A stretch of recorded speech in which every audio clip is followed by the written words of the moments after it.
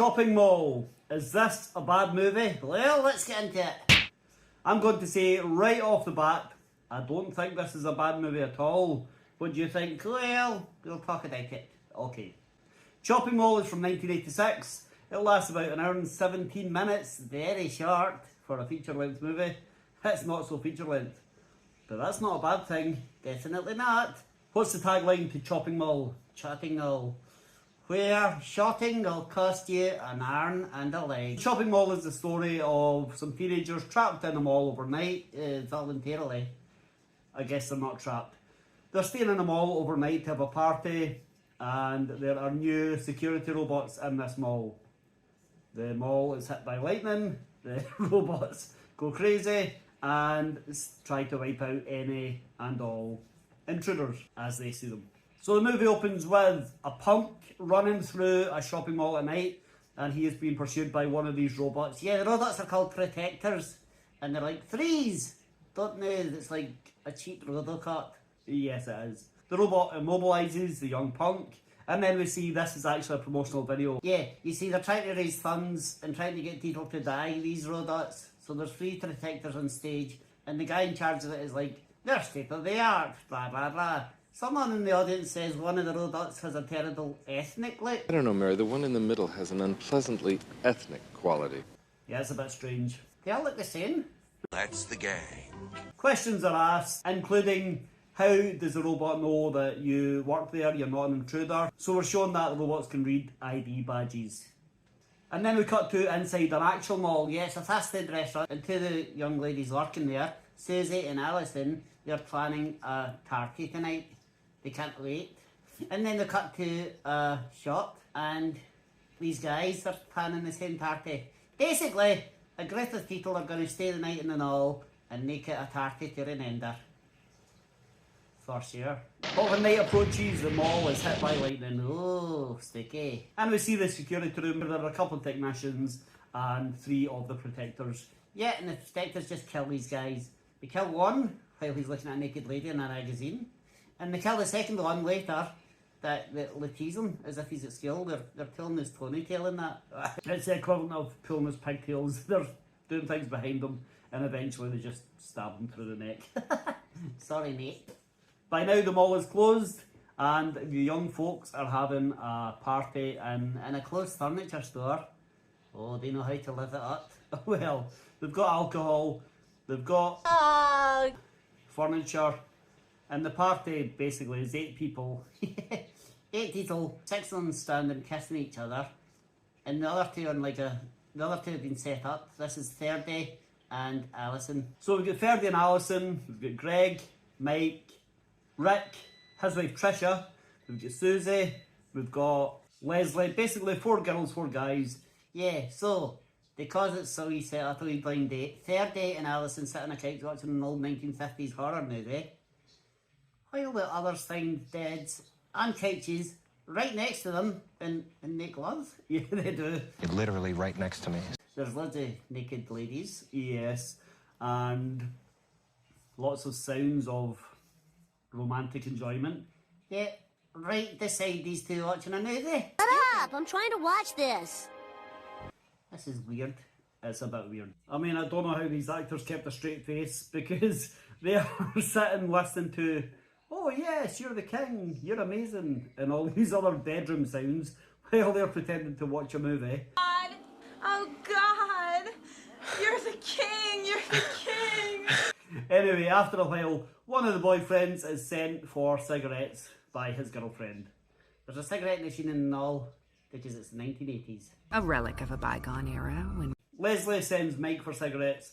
He goes along, finds a cigarette machine. He is accosted by one of the robots. Yeah, just knocks him out though. Yeah. Eventually Leslie thinks he's taking ages. I better go and see where he is. Yeah, so she walks along. She sees him, and by now he's had his throat cut. Yeesh. He's dead. Yes, he is. And then one of the protectors appears. That, what's strange is, it comes through a door that's like, it couldn't possibly open.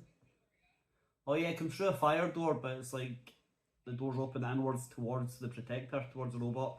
The robot which has no arms.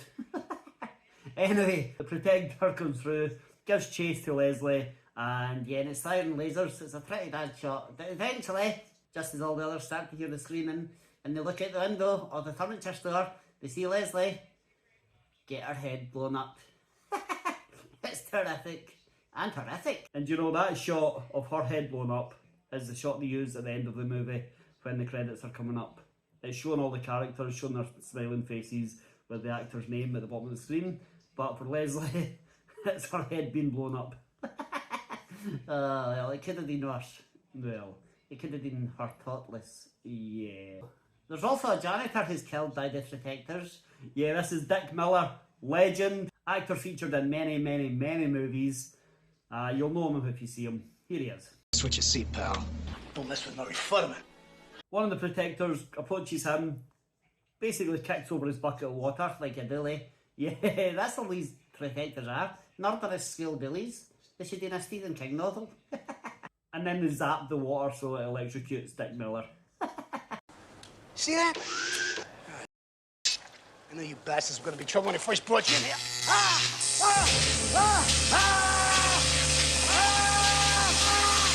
There are two other janitors who are just like left alone.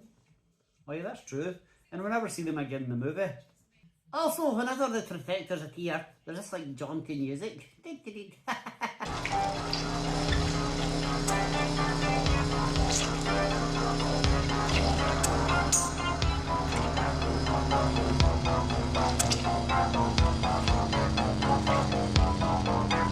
As if like a wee friendly cartoon character is coming along.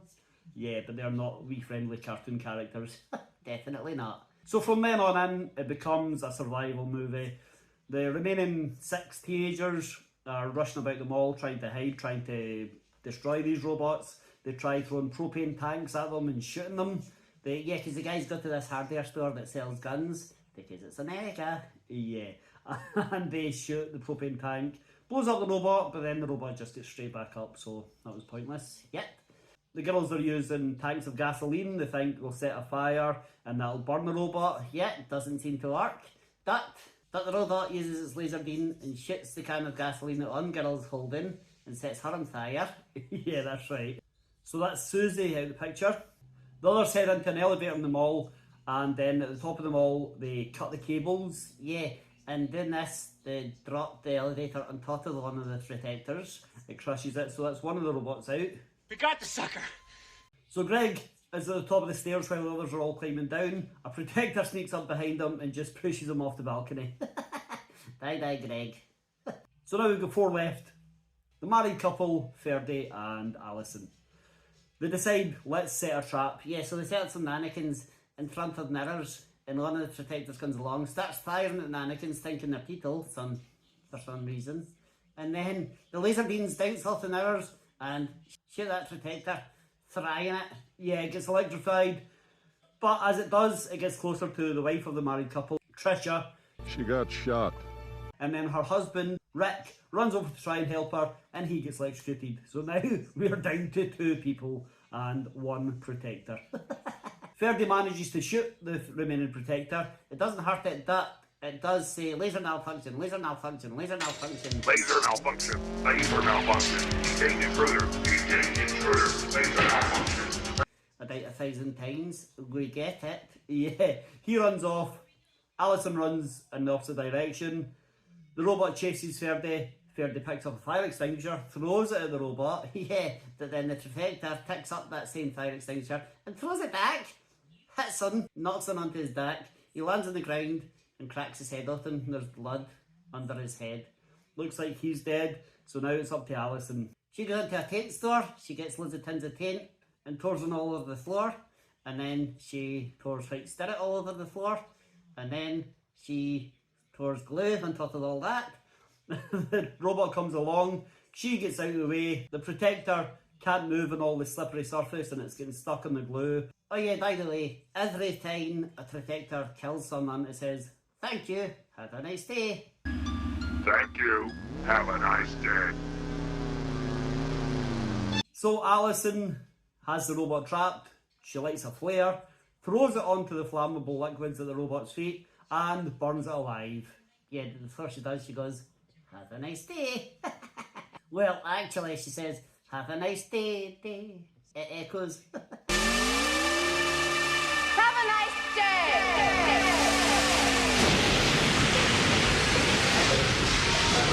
So that looks like that's it. All protectors are gone. Alison is the only remaining survivor. Oh, we missed out. See, before that, just before she gets to the paint store, she goes into a pet shop to hide. And she's covered in these tarantulas. She just steps in them and kills them. What? Why'd you do that? I don't know. Anyway, back to where we were. Alison is the only survivor. The sun's come up. The mall is about to open. And then it turns out Ferdy is actually alive. He's fine. They hug. That's the end of the movie. And they get nice closing credits. Like you said, it shows everyone and the actor's name underneath them. Poor Leslie. And that's chopping. Oh wait, there's a stinger. The stinger is just one of the protectors heading towards the camera saying, have a nice day. So is it still alive? I don't know. But that's the end of the movie. How long do you think this movie would be if it didn't have all the establishing shots, little indents, things like that? I don't know. Not very long, because it's only an hour and 17 minutes. Anyway, let's get some trivia. Right, trivia. The shopping all this takes place in is the same as the one in Canando. Previous episode. Yes, it is. This movie was originally released a couple of years earlier as Kill Dots, but it's a big flop. So they renamed it, rebranded it, and took out like 15 minutes of footage. Alright. And re-released it as Chopping Mall, and it became a cult classic. Anything else? The movie Alison and Ferdy are watching is a Roger Corman movie called Attack of the Crab Monsters. Roger Corman was secretly an executive producer on this movie and a big supporter. Alright, that's pretty interesting. Well, let us know what you think. Ask again. Oh, so, is this a bad movie? Nope. I enjoyed every minute of this. Really? Yeah, it's cheesy, it's bad acting, but it's great. It's so much fun. And it's an hour and 15 minutes, basically. What's not to like? I agree, I really like this movie. But what did you think? Did you enjoy it? Let us know. Hit like, hit subscribe. We'll see you next time.